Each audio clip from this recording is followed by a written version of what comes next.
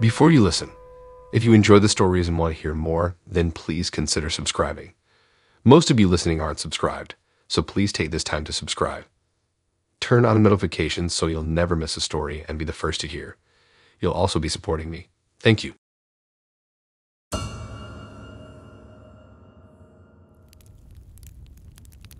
Let me tell you, nothing ever really scares me. You know those types of guys who live life on the edge? That's me. Always up for an adventure. Always looking for the next thrill. And hey, that's how I found myself on Craigslist, right? Looking for a pair of designer Gucci shoes for my wife. I mean, this one loves her some Gucci.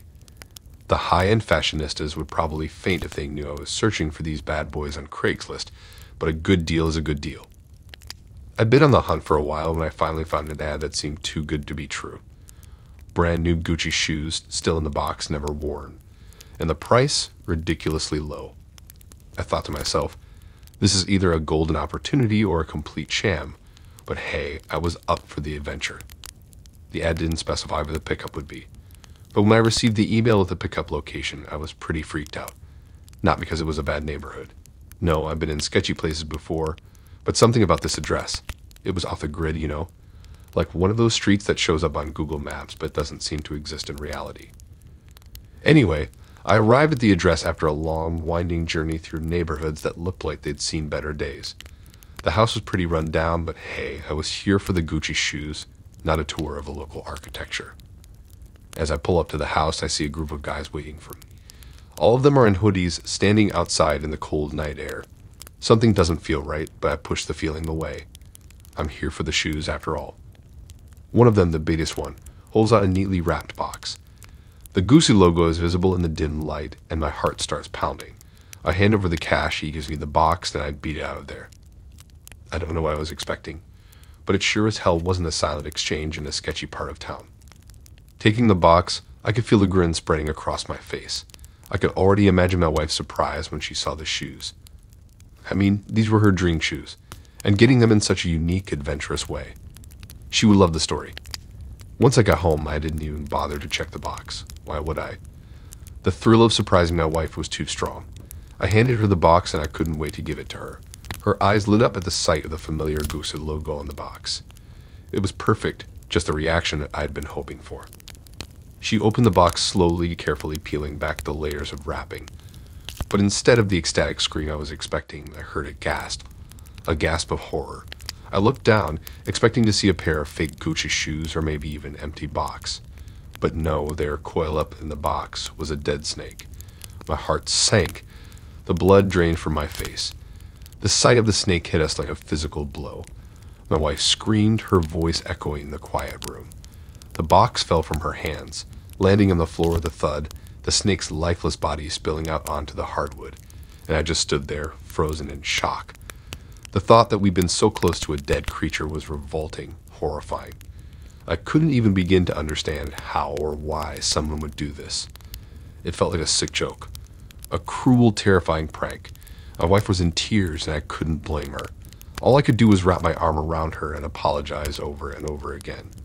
I felt terrible. What was supposed to be a wonderful surprise had turned into a nightmarish ordeal. After that, I reported the seller to Craigslist and tried to trace the original email. But of course it led nowhere. That seller vanished into thin air, leaving behind only a horrifying memory and a deep, unsettling fear. Even now, years later, I can't shake off the fear that incident brought. Every time I see a Craigslist ad, or even a neatly wrapped box, I'm reminded of that horrifying day. The day a fun adventure turned into a terrifying experience. And the Gucci shoes? I bought them. Full price from the Gucci store. Some adventures, as I learned, are better left unexplored. I got this story for you. It's a chilling tale that has stuck with me over the years, a haunting reminder of the time when my buddy Eric and I thought we were just picking up a free couch off Craigslist. But boy, stay in your seats when you hear about this one. Back in those days, we were just a couple of guys in our early 20s, sharing a beat-up apartment in the city. The place wasn't much to look at, but it was ours. We were always on the lookout for ways to make it more comfortable, more like a real home. That's how we found ourselves scouring Craigslist late one night, our budget more suited to second-hand bargains than brand-new furniture. I remember it was Eric who found the ad. Used couch. Good condition. Free if you pick it up. Now, there's nothing extraordinary about a used couch ad, but the price, or lack thereof, caught our eye. It seemed too good to be true, but after exchanging a few emails with the seller, we decided to go for it. The seller was an old man living on the outskirts of town. His house was a complete difference to the concrete jumble that we were always used to. Nestled in an overgrown yard, it was old and rusty, a testament to better days long past. The rusted gate creaked ominously as we pushed it open. I remember our borrowed pickup truck crunching on the gravel driveway outside. The old man himself was as antiquated as his home, with a hunched back and watery eyes. He barely said 2 words to us, merely pointed us in the direction of the couch. It was old but in relatively good shape, and we wasted no time in loading it onto the truck. Once back at our apartment, we wrestled the couch into our living room. We were finally settling in with a new couch, grinning like a pair of kids with a new toy. Eric, in his usual carefree manner, plopped onto the couch, sinking into its worn-out but comfy cushions. He was casually flipping through his phone, checking the latest sports scores, and boasting about his favorite team's chances of winning the league. Just as he was animatedly explaining some impressive play his team had made, his phone slipped from his grip. With a soft sound, hardly noticeable, it slid out of his hand and slipped between the couch cushions. I remember Eric laughing at his own clumsiness, his chuckles filling the room with a lightness that, in retrospect, felt like the calm before the storm. Still chuckling, he shifted his position and reached into the couch to retrieve his phone. But as his hand went deeper, his laughter started to fade. His brow furrowed, a puzzled expression taking over his face. Then it happened. I'll never forget the look of horror on Eric's face as he pulled his hand out from between the cushions. He was holding something that was decidedly not his phone. It was a finger, a human finger, rotted and decaying, a gold ring still clinging to the shriveled finger. I felt my heart beat super fast, like I was running a race. It was like something from a really bad dream, but it was real, very real. Eric let out a yell that I'll never forget. It was a sound that you only hear in scary movies, a scream that told me something really bad had happened. I stood there, too shocked to move, staring at the finger Eric was holding. A feeling of cold fear ran down my back. My hands shook as I picked up my phone and dialed 911. Waiting for the police to arrive felt like the longest time of my life. We were both freaked out and just staring at the finger, not knowing what was going to happen next. Waiting for the police felt like forever. Every second seemed to stretch on, making me feel like time had stopped. I kept glancing at the couch. It seemed different now, kinda creepy. Finally, the police arrived.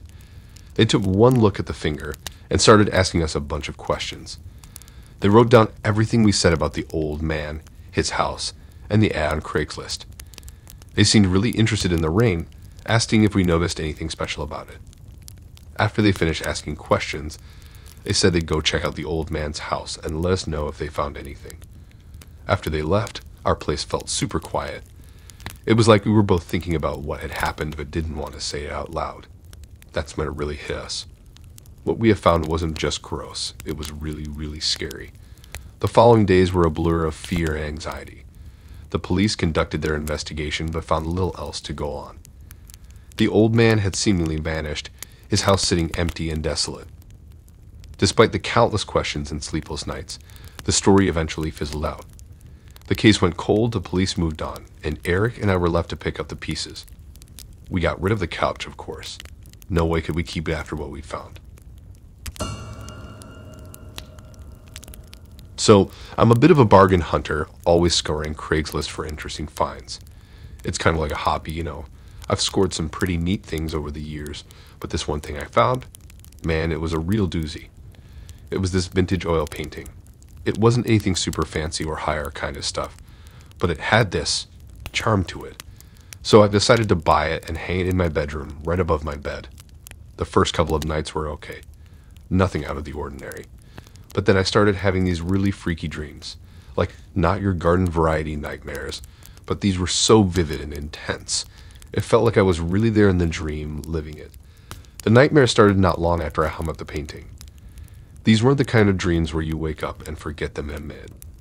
Nah, these were as real as you and me, and they stuck with me long after I woke up. They always started the same way, me standing in front of the painting staring at it. The painted landscape was always tranquil at first, just a serene, peaceful nature scene. But then things would start to change. The sky would darken, the wind would pick up, and the peaceful scene would morph into something straight out of a horror movie. And then I would find myself inside the painting. As if I had stepped through some invisible door, I was suddenly in the world that the painting depicted. It felt so real. The cold wind on my face, the eerie quiet of the forest, the rough texture of the trees. The figures in the painting were always there, in the background, shadowy and hard to make out. But I could feel them watching me, their gaze following me wherever I went. It was like being stalked by shadows, knowing they're there but unable to see them clearly. Sometimes they would move. A hint of movement in the corner of my eye, a rustling sound from behind a tree. I could never catch them directly, but I knew they were moving closer, inch by inch, night after night. Each dream ended the same way, with me running, breathless and scared, trying to get out of the painting. I could hear them behind me, their whispers getting louder, their presence getting closer. I'd wake up just as I felt a cold hand reaching for me. That's when things got even weirder. I'd wake up, heart pounding, and find stuff in my room moved around. My books would be off the shelf, my lamp knocked over. One morning, my bedroom door was wide open, even though I always make sure it's closed before I go to bed. The weirdest part was the painting.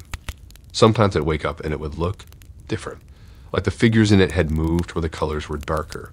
I know it sounds crazy, but I swear it's true. I started losing sleep, was scared to even go into my room. I thought about taking down the painting, but something always stopped me. It was like I was drawn to it, couldn't stop looking at it. The figures in it, they seemed like they were calling to me, inviting me in. The scary dreams were just the start, though. Soon enough, I started noticing things in my room were not where I left them. Stuff like my books were off the shelf, my lamp knocked over, and my clothes thrown out of the closet. I'd go to bed with everything neat and tidy and wake up with all a mess. One morning, my bedroom door was wide open. Now I'm a pretty private person, and I always make sure it's closed before I go to bed. That freaked me out, I tell ya. It's like someone or something was snooping around my room at night while I was sleeping. And the painting, man, the painting was the creepiest part. I'd sometimes wake up and swear the figures in the painting had moved. Like, one night a figure would be standing by a tree, and the next morning it would be standing near a river. It felt like they were moving inside the painting. Even the colors looked darker, more intense. I couldn't ignore this gut feeling I had that the painting had something to do with all the weird stuff going on. But every time I thought about taking it down, I couldn't. It was like it had a hold over me. One day, when I came home from work, I found my room trashed. My furniture was all over the place, my things scattered. But the freakiest thing was the painting. The figures were right at the front, their painted eyes looking straight at me. It was like they were waiting for me. That did it. I knew I had to get rid of the painting. But instead of destroying it, I decided to take it back to where I got it from. I put up a post on Craigslist exactly the same as the one I saw. I sold it, passing it on, just like the person before me probably did. Once the painting was gone, things went back to normal. No more freaky dreams, no more stuff moving on their own. It felt like a heavy weight had been lifted. I don't know what was up with that painting, but someone else's problem now. After all that, I've sworn off buying stuff on Craigslist. Some things are better left undiscovered, you know.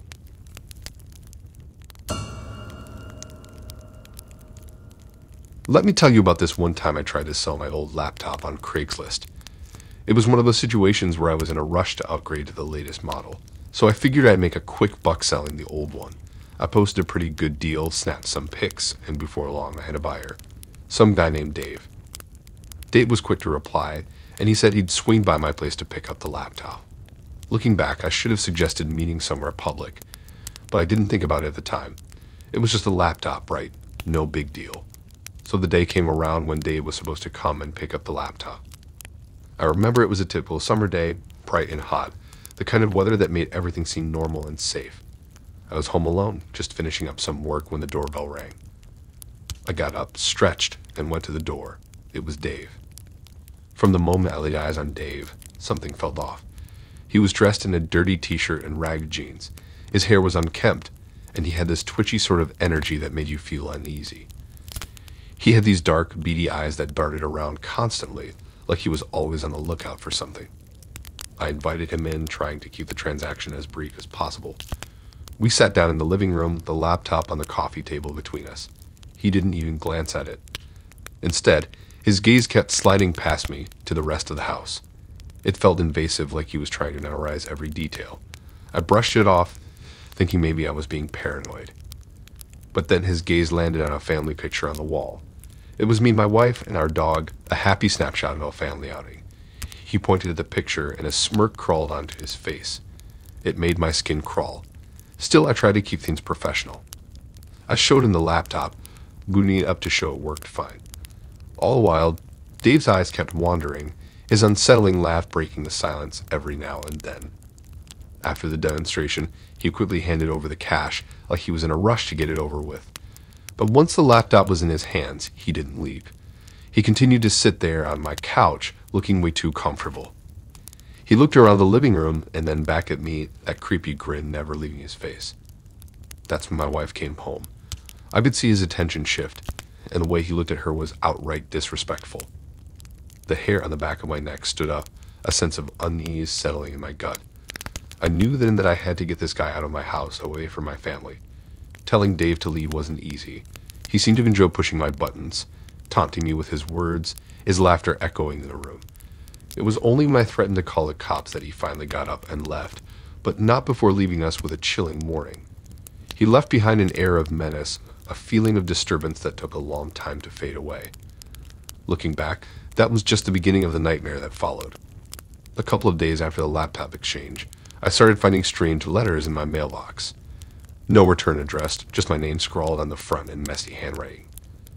Inside, there'd be these weird rambling messages full of threats and ramblings. I had a hunch that it was Dave, but I had no proof. The threats started a few days after Dave left our house. At first, it was just a single envelope in the mailbox. No return address, no postage, just my name scribbled on the front in this shaky, erratic handwriting. Inside was a single sheet of paper, filled with this bizarre, rambling message. It was full of these odd phrases like, "You're gonna pay," and "watch your back." It made my blood run cold, but at the same time, it was so outlandish that a part of me thought it was some twisted joke. But then more letters started coming. They showed up every few days, always the same, no return address, no postage, just my name on the front and these disturbing messages inside. The threats started getting more explicit, more personal.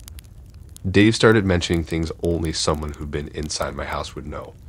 One letter would describe what my wife was wearing on a particular day, another would mention our dog by name, and one even referenced a private conversation I had with my wife in our backyard. That was when it hit me that the threats weren't just empty words. Whoever was behind them was watching us. I started taking precautions.